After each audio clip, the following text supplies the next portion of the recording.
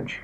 Eu acho que a classe política, mas também boa parte da classe dos educadores envolvidos em todo o processo, eu acho que muitos deles, a primeira coisa que falta é um pouquinho de boa vontade, porque diversos outros interesses ficam em primeiro plano, às vezes questões políticas, jogos políticos, às vezes até questões ideológicas, e o que fica por último, o último interesse é de fato o aluno, né? A educação, a criança, o jovem. E aí acho que uma consequência é que acho que já tem pouca verba para administrar, e aí acontece de muitas vezes ela ser mal administrada. Acho que o primeiro passo, o primeiro grande passo seria as diferentes áreas abdicarem de algumas coisas e tentar chegar num consenso, abrir o diálogo. Acho que o diálogo está muito travado, e aí sim, com um pouco de boa vontade, um pouco de diálogo, eu imagino que é daí que pode surgir alguma solução. Acho que de imediato é difícil pensar numa solução. Acho que as pessoas, os professores mais envolvidos nessas questões talvez pudessem dizer, né? O meu nível de envolvimento não é tão grande assim. Mas acho que a primeira grande questão é abrir diálogo, porque todo mundo às vezes tem respostas rápidas ou tem atalhos, e a gente está cansado de saber que respostas rápidas e atalhos, na verdade, significam mais preguiça intelectual do que esperteza intelectual.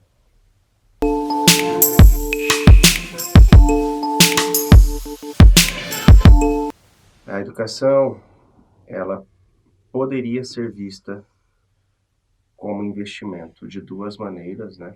Ela poderia ser vista como investimento, num primeiro momento, um investimento mercadológico. Eu preciso de mão de obra capacitada, eu preciso de intelectuais, eu preciso de qualquer mão de obra bem capacitada, e aí sim nós já estaríamos entendendo isso como um investimento.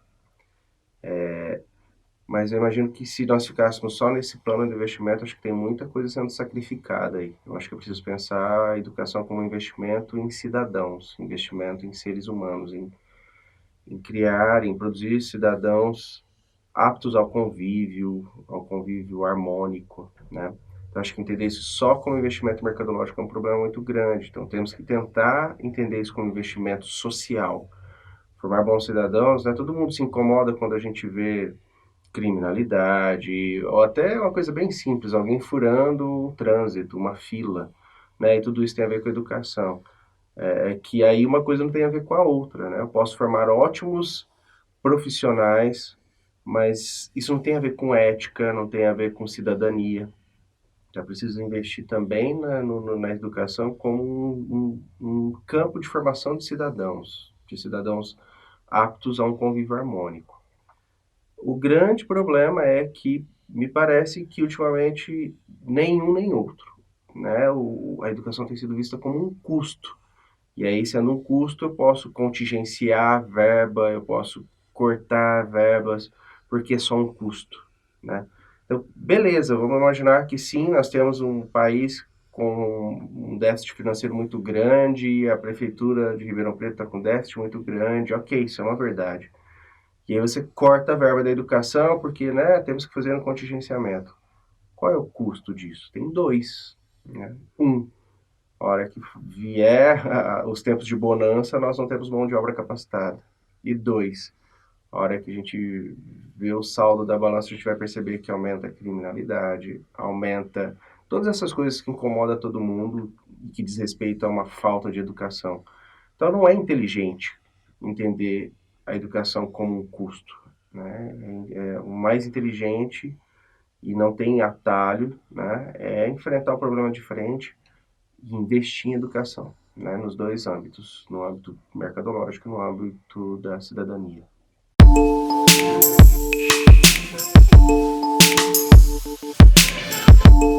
O método EAD, ele, mesmo no âmbito da educação superior, ele ainda é algo que está num momento bem embrionário.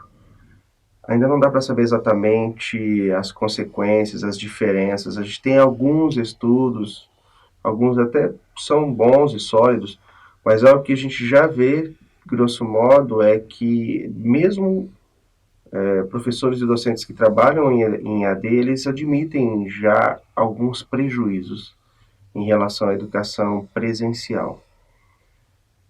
Alguns que eu poderia já dizer de forma bem rápida, né? Eu não sou um especialista nisso também, mas algumas coisas a gente já sabe.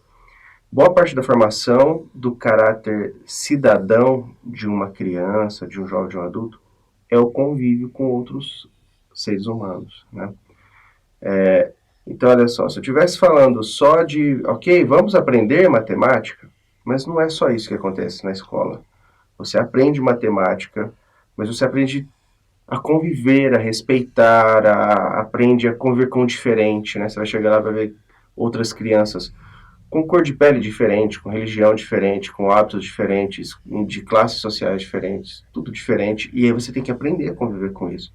Então, o primeiro grande déficit do EAD é esse afastamento do humano, né? E aí, de novo, só se a gente estivesse formando profissionais para o mercado, não chega lá, vai ter essa falta. Aí a pessoa não sabe lidar com outros seres humanos, não sabe receber um não sabe é, confrontar e sem perder os bons hábitos, né, de um bom convívio. Então, acho que tem muita coisa que pode ser perdida já no âmbito do EAD, no nível da educação superior. Lógico, existem pontos positivos, né? Educação, uma boa educação em EAD, por exemplo, poderia chegar em lugares onde uma educação não costuma chegar.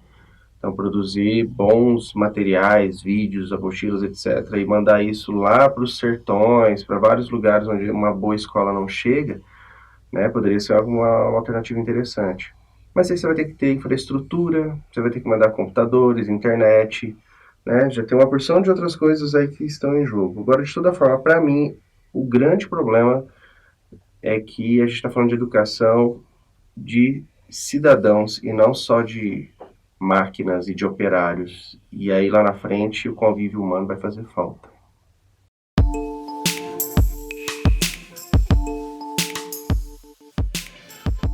Todas as imagináveis, todas as consequências ruins imagináveis. Você não é uma carreira atraente no Brasil hoje de jeito nenhum, né? De todos os aspectos. O salário é ruim, a segurança é ruim, a estabilidade é ruim, é, e agora até a imagem do professor é ruim, né? O professor se tornou uma espécie de vilão do Brasil, se tornou um inimigo da nação. Tem muita gente falando de tirar o filho da escola e fazer uma educação em casa, né? Porque o professor, ele, enfim, ele subverte, ele ensina valores ruins, etc. Então, essa desvalorização da categoria do professor, isso mostra algo antes, né? Então, a gente tem que pensar isso em dois pontos. Da desvalorização para frente e da desvalorização para trás. Então, a gente tem que pensar no que aconteceu em algum momento aí no passado para que essa desvalorização acontecesse. Porque essa desvalorização ela já é hoje um sintoma de algo, né? Não é por causa da desvalorização que a nossa sociedade vai adoecer. Ela adoeceu e aí a desvalorização aconteceu, né?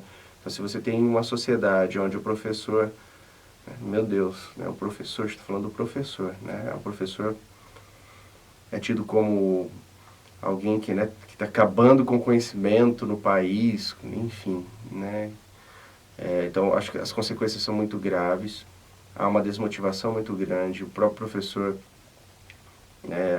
a força, de onde encontrar força para chegar lá na escola e encontrar todas aquelas dificuldades e ainda manter algum ideal e ainda manter alguma força, né? E aí ele vai ter que ouvir de toda a sociedade que ele é o vilão, que ele é o inimigo da nação, né? Então é terrível. Então, acho que aí, a partir do momento que a gente entender o que foi que aconteceu de trás para frente, para a gente tentar entender o que aconteceu com essa desvalorização, a gente começa a prever o que vai acontecer daqui para frente, né? Então, acho que a principal consequência é uma grande crise intelectual, né, de uma nação, até a gente chegar a bizarrices como terraplanismo, antivacinas, né? O conhecimento se torna algo que também, parece que o próprio conhecimento se torna algo inimigo do povo, da nação, né? Terrível.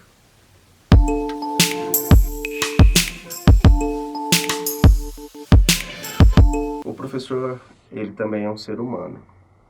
E o professor também sofre, o professor também tem angústias.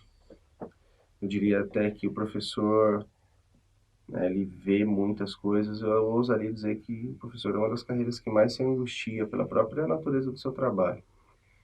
E aí, todos os dias, o professor tem que confrontar, além das suas próprias angústias, com as angústias das pessoas que estão ao seu redor, principalmente dos seus alunos. E, obviamente, que um professor com um mínimo de sensibilidade, ele não vai fechar os olhos, ele não vai negar, né, um diálogo, uma conversa. E eu acho que, enquanto está nesses termos, eu acho que está tudo ok. Até onde o professor aguentar, eu acho que ele pode ir e deve ir. Eu só discordo da ideia que às vezes tem crescido, que é a ideia de que isso é uma responsabilidade do professor. Eu acho que é diferente. O professor pode ouvir, o professor pode ajudar, mas isso não é responsabilidade do professor.